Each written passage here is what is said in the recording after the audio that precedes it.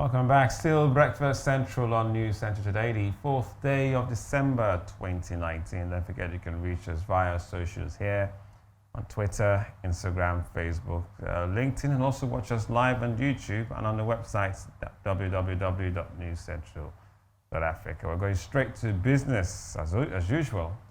Looking at the legal processes of starting a new business. Now, many new business owners have, I might say, quite oblivious to the plethora of information out there, but when it comes to legal processes to starting a business, we explore some of these tips and the implications of avoiding them. Now, to really make sense of all that, I'm joined by Aderonke Alex-Adedipe, who's partner and co-founder of Pavestones legal firm in Lagos. So welcome to Breakfast Central, Aderonke.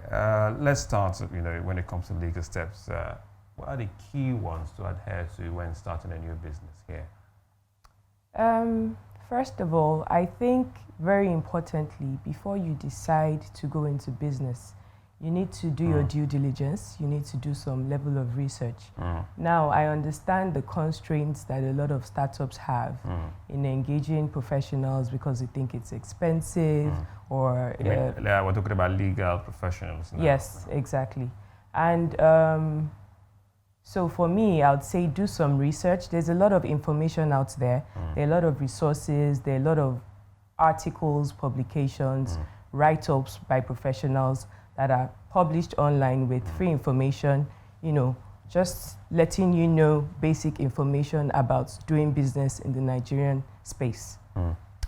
Now, what advice would you give someone, in terms of this new business owners legally? Yes. You talk about, doing their research, but when they come to the professionals, for that legal advice, what do they have? What's the first thing? Okay, so decide your name. Choose a business name, whether as a limited liability company or as a sole proprietor. Of course, your business name is part of your brand. And you want to make sure that your name does not conflict with an existing name. You want to make sure that your name is not offensive, otherwise it's going to be rejected at the time you want to register at the Corporate Affairs Commission. That's very important. Secondly, I would say that you should decide who you want your shareholders to be, decide who you want your directors to be.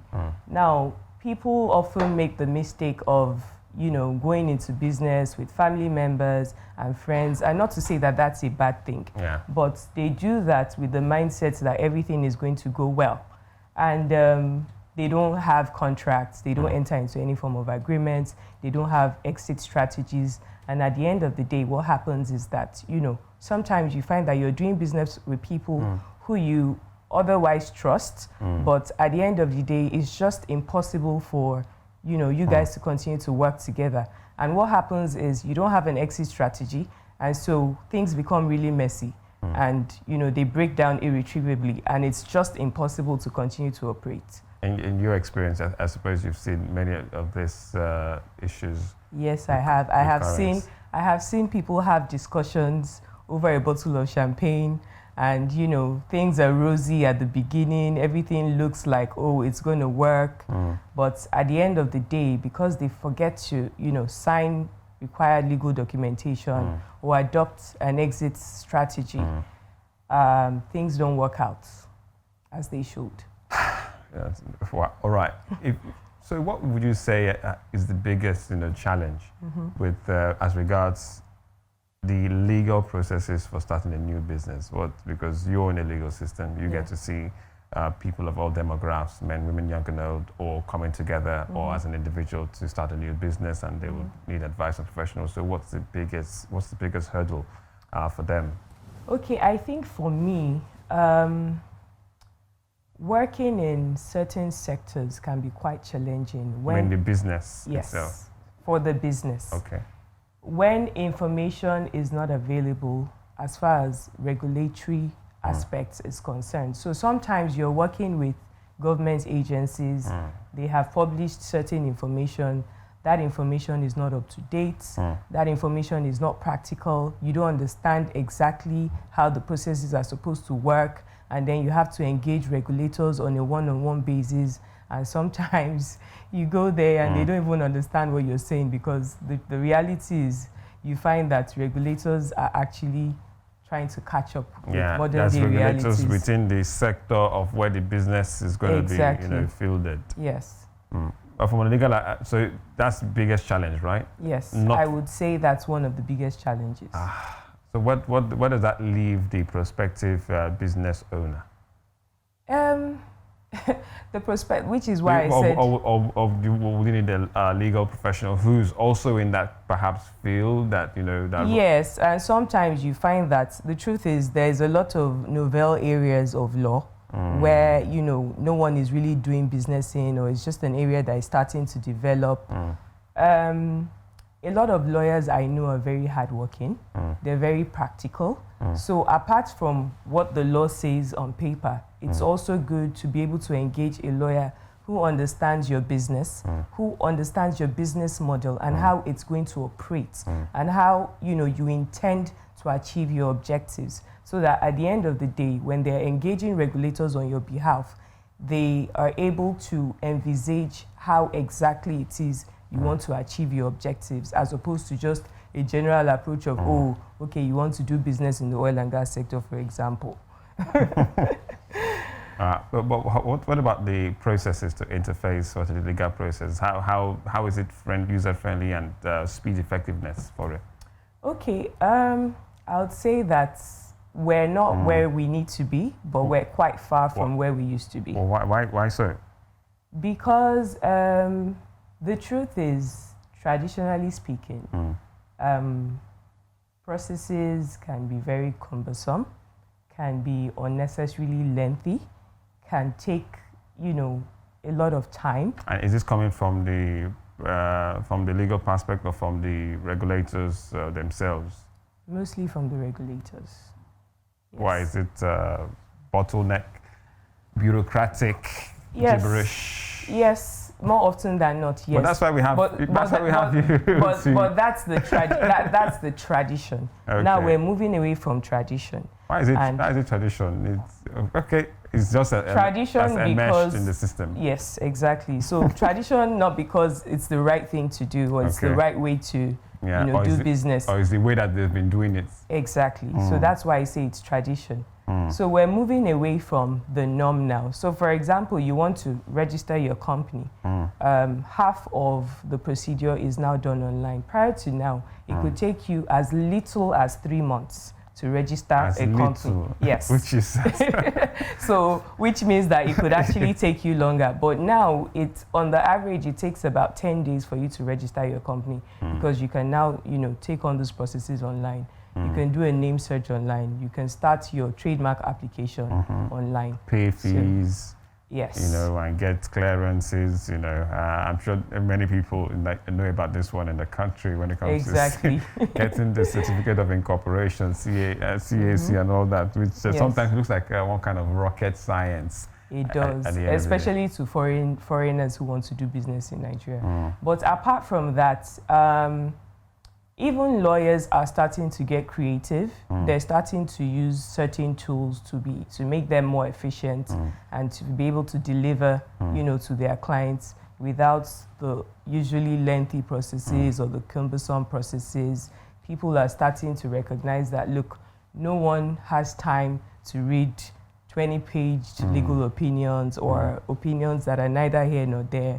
There's really no bottom line. You just want an answer.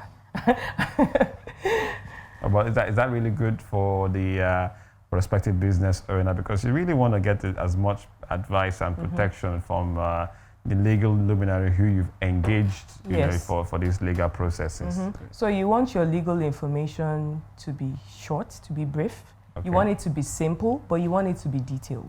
So detailed not in terms of length, but in terms of substance. In terms of what are the possible hiccups that that might spring up, where do I need to protect myself, what do I need to watch out for, are there fees, okay, let's relate to the regulation, what are the bottlenecks that should be done, and now that can and also can be the done. Practical aspect of things, because as I said earlier, sometimes what obtains on paper is not what obtains in reality. So you need to engage a lawyer who's aware of what's going on in the industry. Yeah. Let's talk about the cost of it, especially for the prospective business owner, you know, the cost effectiveness for these legal processes and to really engage, you know, because they have to, sometimes the business owner was thinking, okay, it's still my business at the end of the day and I want to do it the right way. Yes. But it's going to cost me a lot of money to get the pros in there. Again, generally, law firms are moving away from tradition.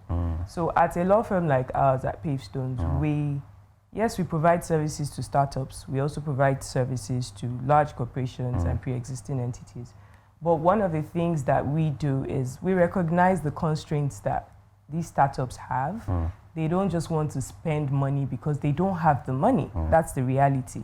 So what we also do is to ensure that we provide, you know, specific needs that they require. So for example, the general norm is that you go ahead and provide retainer services to clients. Yeah, to clients. But for startups, they don't really want that because no one wants to be tied forever, especially if, you know, they're not really sure if they need certain services or they're going to potentially need certain services. Or would you, as for your firm, for Pavestones, you advise retainer for your clients? So especially for the startups? It's a mix and match. It depends. Okay. We look at your needs and identify what we think would be relevant to your business. And then... Or is it relevant because of the sector where your business is? So it's both. Okay. That's why I say it's not a one-size-fits-all approach. Okay. We recognize that, okay, you're working in this sector. We also recognize that you're a startup. So for this sector, and for what exactly it is you're trying to do. We provide, you know, tailor-made needs as opposed to just, a general legal retainer, or if you have a lawsuit, we're going to check. Yeah, we'll come in. Exactly. We know that in reality, startup businesses run away from all that. They don't want to see all that gibberish on their terms of engagement. They just want something that, you know, is extremely relevant at the time and day. And so we try to make sure that we accommodate them on fees. So I would say that it's not as expensive as people assume. Oh, really? Yes, and at the end of the day, I would say that not engaging professionals, and it's not specific to lawyers now, but not engaging the relevant professionals is kind of like being penny wise, you know, and pound foolish. Yeah. Because there's always going to be loopholes somewhere. Exactly. And at the end of the day, you start to run helter-skelter, looking for a lawyer to come and, you know, rescue you when there's trouble. You end up paying more. You expose yourself to regulatory, you know, hurdles and authorities. Regulatory attacks. Regulatory attacks. But for Pavestones, if I look at, you know, your for the plethora of the clientele and the businesses, which you say it's as buzzing more? Is it oil and gas? Is it small scale? Is it medium scale? Or is it fashion enterprise? You mean for us? Yeah. For the startups? I think it's technology. Oh, really? Yes. Tell me more. Yes. So the truth is, in every sector, technology is the future. And a lot of startups, a lot of freelancers, a lot of people who are unemployed, so to speak, who are starting their own business, are looking for how to disrupt, you know, the normal corporate. The normal in every sector. Every sector. In every sector. So even in the legal space now, there's a lot of disruption, and potentially there is going to be a lot of disruption. So yes, I would say technology. Technology in every sector, in fashion, so how, even in oil and gas. How are you dealing with them? Because if you go back to your comments about the tradition, yes, it's not the way. So it's quite novel even for Pavestones at this point in terms of dealing with this, you know, surge of requests from the clientele. Most of them technological startups. Well, to be honest, at the time we came together to establish Pavestones, my co-founder and I, one of the very important things that we recognize, one of the very important factors that we recognize is that technology is the future. And whether we like it or not, if we do not catch up at this point in time, if we wait for technology to So more like disrupt, you're embracing this, exactly, tech startups. we're embracing it, and we ourselves are, I'm not going to talk too much about that because it's not yet public knowledge, but we ourselves are doing quite a lot of things to adopt technology in providing legal services. So yes, it's the future. All right, so we're looking at legal processes of new businesses, and the new businesses are in tech. So says Aderonke from partner co-founder Pavestones Legal Firm in Lagos. Thank you so much. Thank you for for coming having on Breakfast me. Central. It's been quite a revelation, an interesting one, as always.